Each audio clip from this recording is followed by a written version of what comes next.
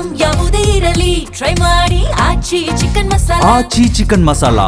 ಸಚಿವ ಸಂಪುಟ ಹೇಗಿರಲಿದೆ ಡಿ.ಕೆ. ಶಿವಕುಮಾರ್ ಅವರು? ರಾಹುಲ್ ಗಾಂಧಿ ಅವರು ಈಗ ಹೊಸ ಹುರುಪಿನಿಂದ ಹೊಸ ಮುಖಗಳನ್ನ ತಂದು ಹೊಸ ಮತದಾರರನ್ನ ಆಕರ್ಷಿಸೋದಕ್ಕೆ ಹೊಸ ಪ್ಲಾನ್ ಮಾಡ್ತಾ ಇದ್ದಾರೆ. ಅದರ ಭಾಗವಾಗಿ ಕರ್ನಾಟಕದಲ್ಲೂ ಕೂಡ ಕ್ಯಾಬಿನೆಟ್ ಹೊಸತನದಿಂದ ಇರಬೇಕು ಅಂತ ಬಯಸ್ತಾ ಇದ್ದಾರೆ. ಹಾಗಾಗಿನೇ ಸಿದ್ದರಾಮಯ್ಯನವರು ಪಟ್ಟಿ ಹಿಡ್ಕೊಂಡು ದೆಹಲಿಗೆ ಹೋಗಿದ್ದಾರೆ. ಹಳಬರೂ ಇರಲಿ ಹೊಸಬರೂ ಇರಲಿ ಅಂತ. ಹಾಗಾದರೆ ಹಳಬರು ಹೊಸಬರ ಸಮತೋಲಿತ ಪಟ್ಟಿ ಹೇಗಿರಲಿದೆ? ಯಾರ ಹೆಸರು ದೆಹಲಿಯಲ್ಲಿ ಸಿಕ್ಕಾಪಟ್ಟೆ ಓಡ್ತಾ ಇದೆ? ಯಾರಾಗ್ತಾರೆ ಮಂತ್ರಿ? ಬನ್ನಿ ನೋಡೋಣ. ಸಂಭವನೀಯ ಸಚಿವರಲ್ಲಿ ಮೊಟ್ಟ ಮೊದಲ ಹೆಸರು ದಟ್ ಈಸ್ ಕೃಷ್ಣ ಬೈರೇಗೌಡ.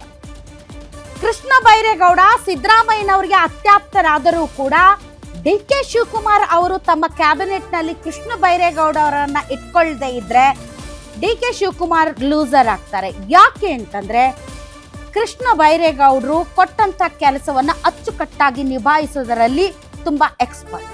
ಈ ಹಿಂದೆ ಕೃಷಿ ಸಚಿವರಾಗಿದ್ದರೂ ಕೂಡ ಆದಾಗೂ ಕೂಡ ಕೃಷಿ ಹೊಂಡದಂತಹ ಈಗ ಅದರ ಕೆಲವೊಂದು ದುಷ್ಪರಿಣಾಮಗಳು ಇಟ್ಸ್ ಓಕೆ, ಬಟ್ ಅದ್ಭುತ ಕಾರ್ಯಕ್ರಮ. ಕೃಷಿ ಸೆಕ್ಟರ್ ನಲ್ಲಿ ಅವರು ಮಾಡಿದಂತಹ ಅದ್ಭುತ ಕಾರ್ಯಗಳು ಮತ್ತು ಈಗ ಕಂದಾಯ ಸಚಿವರಾಗಿ ಅವರು ಕಂದಾಯ ಇಲಾಖೆಯಲ್ಲಿ ತರ್ತಾ ಇರುವಂತಹ ಹೊಸ ಸುಧಾರಣೆಗಳು, ಸುಧಾರಣಾ ನೀತಿಗಳು ಮತ್ತು ಅವರ ಕಾರ್ಯವೈಖರಿ. ಒಕ್ಕಲಿಗ ಸಮುದಾಯದ ಪ್ರಭಾವಿ ನಾಯಕ, ಮರಸೊಕ್ಕಲಿಗ ಅಂತ ಏನು ಹೇಳ್ತೀವಿ, ಆ ಒಂದು ಕಮ್ಯುನಿಟಿಯಿಂದ ಬರುವಂತಹ ನಾಯಕ, ನೇರ ನಿಷ್ಠೂರ, ಮತ್ತೆ ಸಿದ್ದರಾಮಯ್ಯನವರನ್ನ ಹೊರತುಪಡಿಸಿದರೆ ಆರ್ಥಿಕವಾಗಿ ಒಂದಿಷ್ಟು ನೈಪುಣ್ಯತೆ ಇರುವುದು ಕೃಷ್ಣ ಬೈರೇಗೌಡರಿಗೆ ಅಂತ ಹೇಳಲಾಗುತ್ತೆ. ಅಂಡ್ ಫಾರಿನ್ ಅಲ್ಲಿ ಓದ್ಕೊಂಡು ಬಂದವರು, ಹೊಸ ಥಾಟ್ಸ್ ಗೊತ್ತಿರೋರು, ಯಂಗ್ ಜನರೇಷನ್ಗೆ ಕನೆಕ್ಟ್ ಆಗುವಂಥವರು ಮತ್ತು ಹೊಸ ಥಾಟ್ ಪ್ರಾಸೆಸ್ನ ಲೀಡರ್. ಅಷ್ಟೇ ಅಲ್ಲ, ತುಂಬಾ ಎಫೆಕ್ಟಿವ್ ಆಗಿ ಕೆಲಸ ಮಾಡುವಂತಹ ನಾಯಕ.